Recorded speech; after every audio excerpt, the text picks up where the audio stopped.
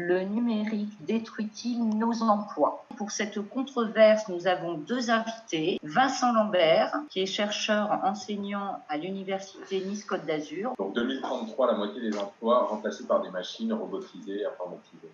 Sur l'ensemble des emplois, effectivement, il y en a la moitié qui sont appelés à disparaître, phrase choc l'étude américaine.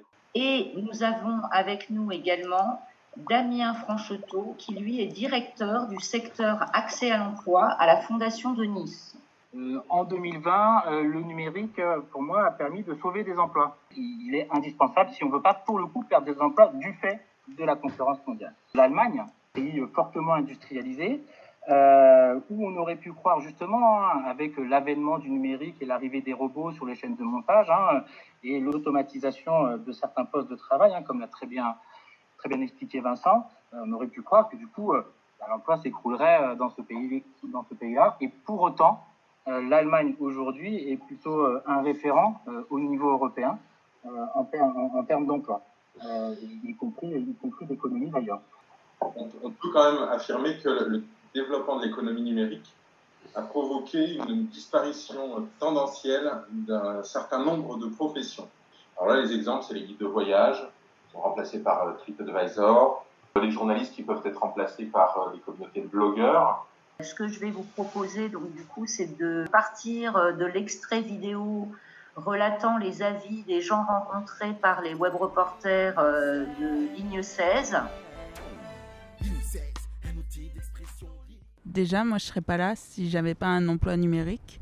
Mais d'un autre côté, je comprends qu'il y a des personnes qui perdent leurs emplois, des métiers qui disparaissent à cause du numérique, parce que c'est aussi la société qui évolue. Il y a des emplois qui se détruisent, d'autres qui se recréent, mais dans des conditions qui ne sont pas encore, par exemple, l'ubérisation, les techniques, les méthodes de l'entreprise Uber, qui est de faire en sorte que les employés d'Uber soient à leur compte.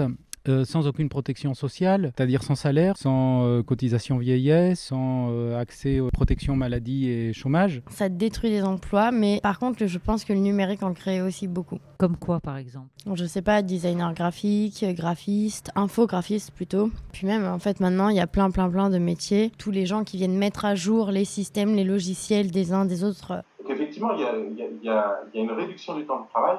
Et la question, c'est qu'est-ce qu'on en fait? Qu'est-ce qu'on fait du temps qui nous reste? Et la solution qui a souvent été apportée est de dire, vu qu'on réduit ce temps de travail, on exploite plus, on produit plus. Voilà, c'est une des solutions.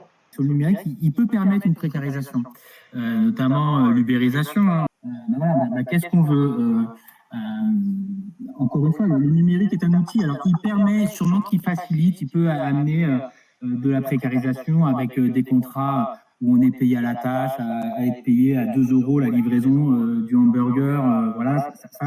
Et effectivement, ça le rend possible. Mais ça ne veut pas dire que c'est une obligation et que c'est une fatalité. On voit effectivement aussi des offres d'emploi aujourd'hui sur ces plateformes, des petits jobs, des jobs de service, des jobs de bricolage. Et on voit qu'il y a des gens dans une certaine précarité qui proposent leurs services et qui, du coup, c'est vrai que des fois, c'est des services qui sont faiblement rémunérés, mais qui sont en même temps une façon de faire quelque chose pour certaines personnes, sans qu'il y ait comme ça la lourdeur et la difficulté d'accès à un vrai emploi dans des vraies conditions de déclaration. Mais par rapport à la précarité, on peut dire que le numérique, parfois, ces plateformes notamment, sont un espèce de palier, une petite marche qui permettent de retrouver l'activité. Parce que finalement, le manque d'activité, c'est peut-être ce qu'il y a de plus difficile pour un individu. D'accord, le travail, c'est un aspect de la vie de l'homme qui est extrêmement normé. Il y a beaucoup de normes quand on travaille. On doit respecter le code du travail, des codes de la réglementation, les normes de l'entreprise, les codes de l'entreprise. Il y a énormément de... C'est très normatisé comme activité humaine. Et pourtant, l'approche algorithmique, elle a démontré que quoi qu'il arrive, l'homme ou la femme en situation de travail vient toujours se créer ses propres normes à elle. Donc, apporte toujours quelque chose à la situation de travail. Et ça, aujourd'hui, en tout cas, le robot, les machines ne peuvent pas l'apporter. L'émission prend fin sur ces belles paroles. La soirée va se poursuivre à 21 h avec une excellente sortie de résidence de Cyril Méroni qui nous propose une performance audiovisuelle générative.